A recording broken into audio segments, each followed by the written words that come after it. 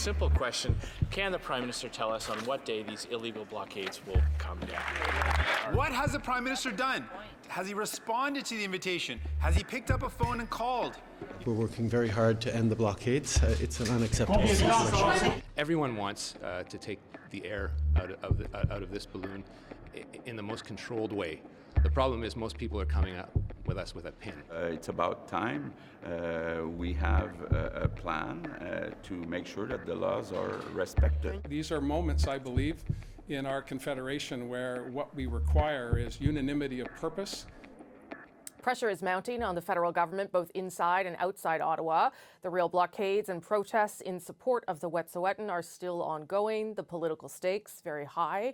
So how is the government handling this crisis? What happens if the strategy fails? It's Thursday, and I'm here with At Issue. Chantal Hébert is in Montreal. Andrew Coyne is in Toronto. Althea Raj here in Ottawa. And Duncan McHugh joins us tonight in Toronto. Good to see everybody. Appreciate you being here. So here we are, another week where there has been little movement, but there has been a little bit of movement. So let's start with how we think the federal government is doing so far and whether we are sort of nearing the end of how far they can let this go. Chantal, let's start with you. Nearing the end of how far they can let this go, yes, probably. I don't think that there is enough patience out there for us to be doing this same time next week. Put it this way. How they've been doing? Well, the federal government came late to showing up to say we're aware that something is happening.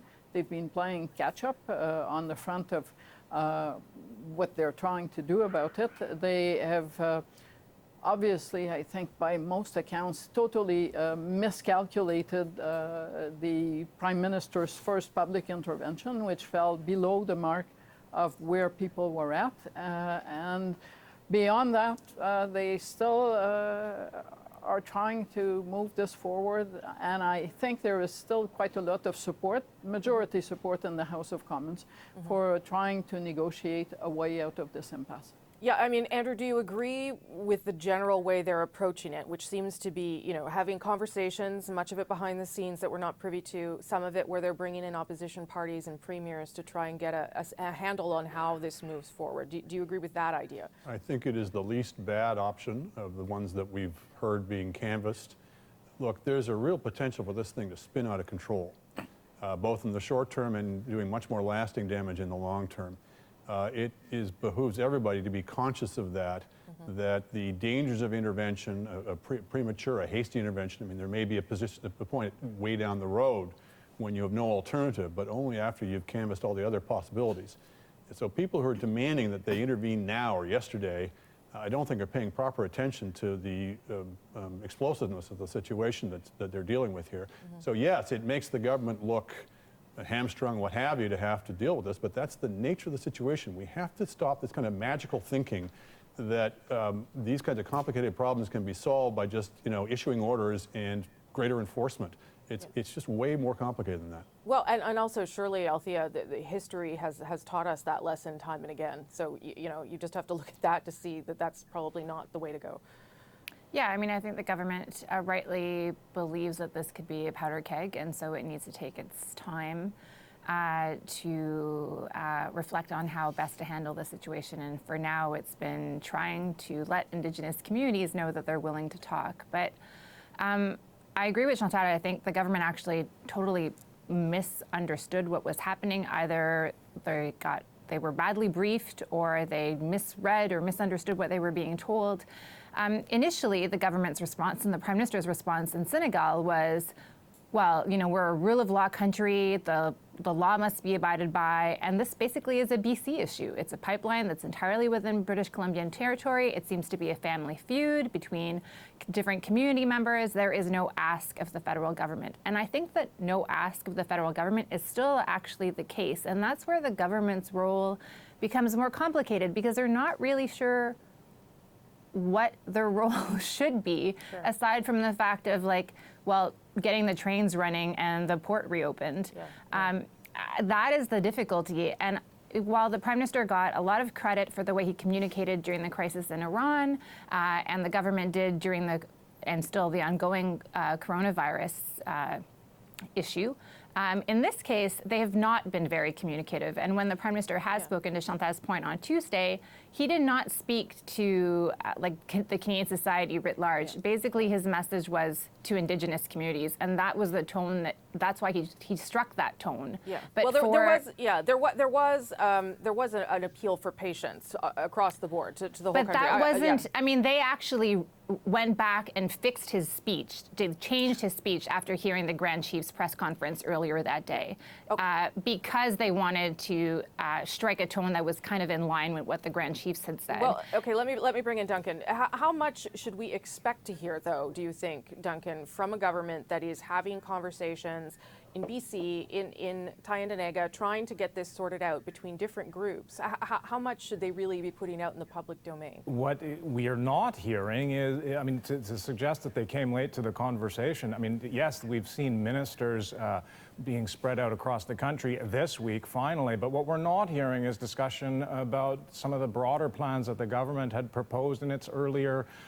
mandate. I mean, they talked about an Indigenous rights framework, which should have been set out a blueprint for resolving these kinds of disputes in traditional territories. We haven't heard the Prime Minister talk about that. We haven't heard the Prime Minister reaffirm when they're going to be introducing a United Nations Declaration on the Rights of Indigenous Peoples legislation, as we have seen in British Columbia. So we haven't seen any of the broad approaches that this government has used flowery rhetoric to say that they affirm, but we're not seeing those being laid out right now. Well, they were going to table UNDRIP this week, and then they had to put it off because they felt that it was going to be drowned out by what was happening, and they say that they fully intend to do that. So, but I take your point that they're not talking about the bigger issues that lie underneath all of this. Can we just turn our minds first quickly to the opposition's response, though, because it too has been particular, and I mean the official opposition here, the Conservatives. Have a listen to a little bit of what Andrew Scheer said today in the House.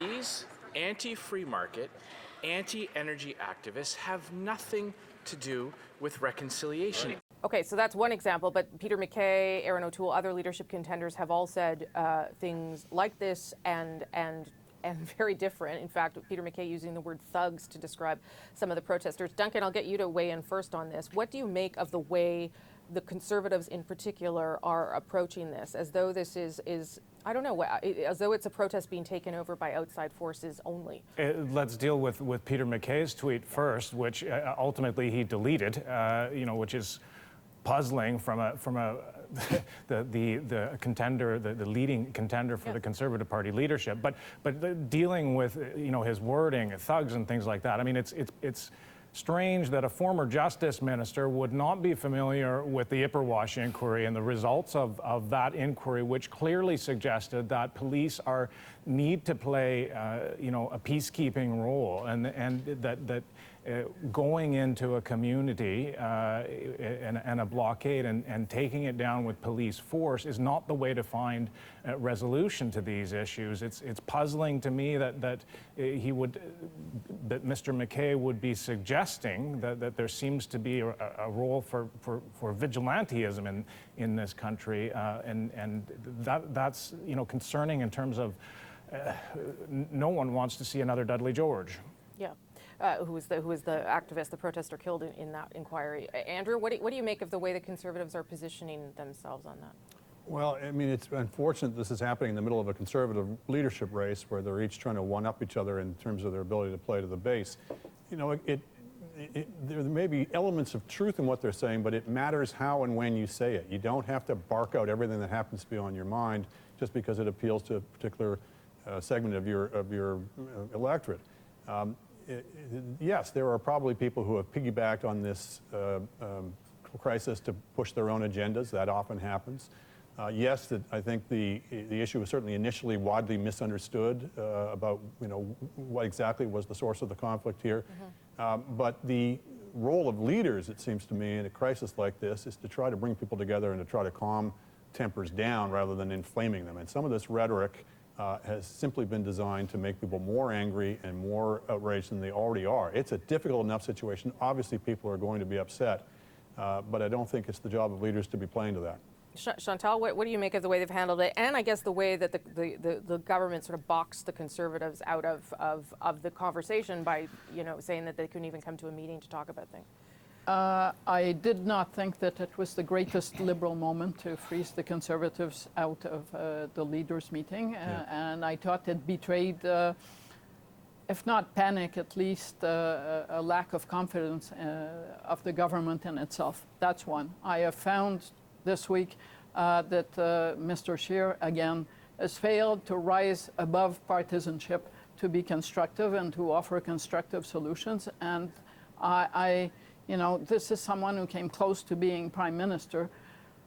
And I think we're probably better off for not having someone who would have sent in the police on Monday morning to try to resolve this issue, because we would be in a larger crisis. And I was stunned by the questions that are begged about Peter MacKay's judgment when I saw the tweet about saying yay for a group of citizens taking the law in their own hands to dismantle barricades, because a former justice minister should actually know better. Okay, Althea, you weigh in on where we are then with the way people are positioning themselves and how this, if as I started this out, as whether we're near the end of this.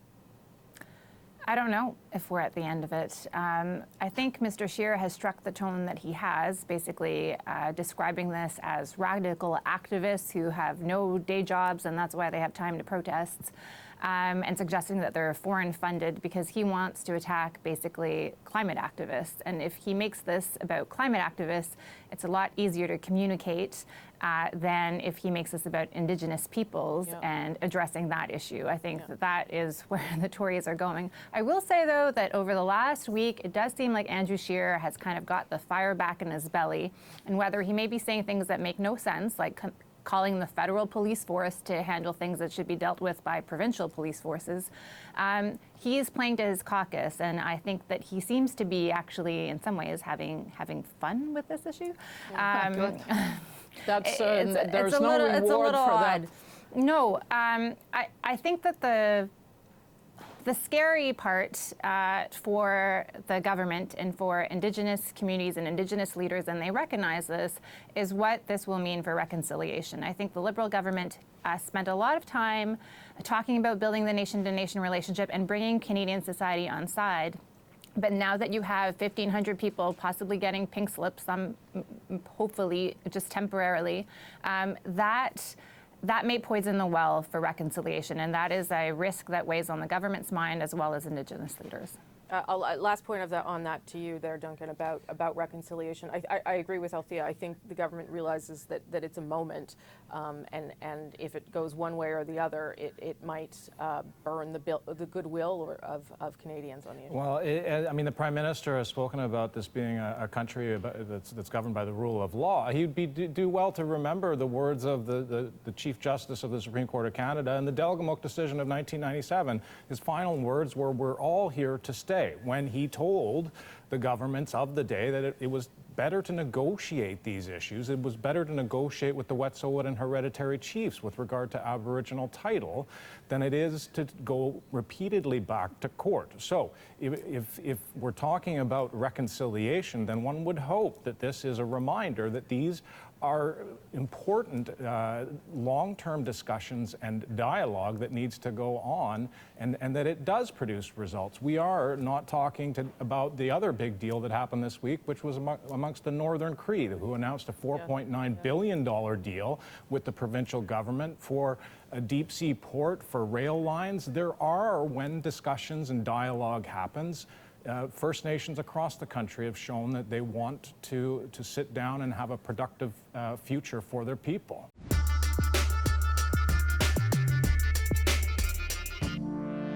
It'll be a devastating signal that you can't get things built in this country. It'll be clear that this government's not actually interested in the science that goes behind these approval projects.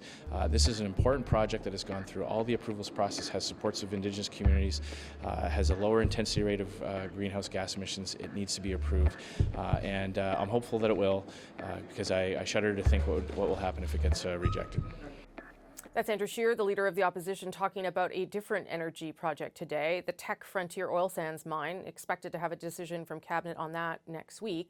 But are the current anti-pipeline protests a warning about what could come? At issue, back for one more round. Chantal, Andrew, Althea, and Duncan are all with me. Chantal, let's start with you on this. I know that Teck is being discussed in caucus, and I would say the majority of the Liberal caucus is against it. But I wonder if the decision around that, given what's happening right now, it all becomes just much more complicated, I would think. I don't know whether that's true or not. I think it's in a different category than building a pipeline or a gas line, and it does have a fair amount of First Nations buy-in. So I think the problem with the Teck Frontier project has more to do with Canada's climate change goals than with relationships with First Nations. But the Trans Mountain expansion, on the other hand, is a project that does not have buy-in from a fair number, four at least, of First Nations along its path. And you can understand why this week there has been little, at least in public, little buy-in or push from the federal government on Coastal GasLink to suspend work on the gas pipeline, because that would send a clear signal when the Trans Mountain expansion reaches some of those regions that as soon as a barricade shows up on a rail line, the project will be stopped. Just back to you on this, but as you point out, there are 4 groups against TMX, but there are not a large number of people in the First Nations communities on the West Coast against the Coastal GasLink. I mean, the majority of them are for it. So I guess. But that's also true of TMX. You've got more than 100 communities involved, and you have 4 who fought it to court until 3 weeks ago, and who may want to pursue that fight on the ground. What do you think, Duncan? Does this bode badly, or if something happens here where a First Nation, either of the First Nations, gets something that they want, does that then sort of suggest that this is a way to have a dialogue or negotiate with the government? I think with the Teck mine, the bigger issue is an economic one. I mean, whether or not it's actually going to be reap the rewards that they're promising. I mean, the calculations were based on a $95 per barrel oil price, and the oil hasn't been anywhere near there for quite a while. But clearly, the Dene Nation, for example, has expressed concerns about the Teck project, and the Joint Review Panel said there will be significant, adverse impacts in the territory there. So we're going to see again, a federal government that at the moment seems to feel that consultation is enough, when in fact there should be meaningful negotiations going on about the First Nations concerns about various projects right across the country. Althea, I see you nodding there. Oh, well, Duncan was absolutely right. That is what the joint panel review said. I think I would say, I agree with Chantal. I think that the danger of what we're seeing at the moment, and the fact that it has gone now several weeks not resolved, and this is a message that the Conservatives have made in the House of Commons, is that, what precedent does this set? And what is the message? That if you cannot get the federal government to the table or provincial governments to the table, in negotiating in the format in which you were supposed to be negotiating, either at the courts or just general consultations in terms of pipeline projects or energy projects, then when you don't get what you want, go and block a rail line, and then you'll get the government to the table. That is a message to communities like the Tsleil-Waututh, maybe instead of fighting the government in court and appealing again and losing again, maybe that's where you should be going. And that, I know the government is seized with that question, and they will have to come out and address that when this issue is resolved. I mean, it's sort of a perfect storm of issues for this government in particular, Andrew. Indigenous, energy, climate, it's all the economy, it's all the things that they were grappling with anyway, just perhaps forced on them in a more urgent way. Well, and national unity in the bargain. Sure. Yeah. We were discussing this issue for a long time as if it was the environment versus the economy. It's way more complicated and way more bedeviling than that. If it was just the environment and the economy, you can kind of split the difference. I mean, in theory at least, a little more GDP here, a little less.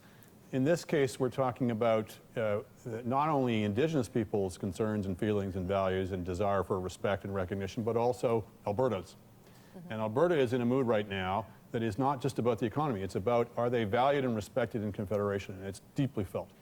So whereas reasonable people can differ, for example, on whether the tech frontier mine should be regulated, or should be approved, we've now got the situation where if it's not approved, it means you're slamming the door on Alberta. You heard the Shannon Stubbs, the conservative natural resources critic, saying this will mark the final rejection of Alberta by Canada.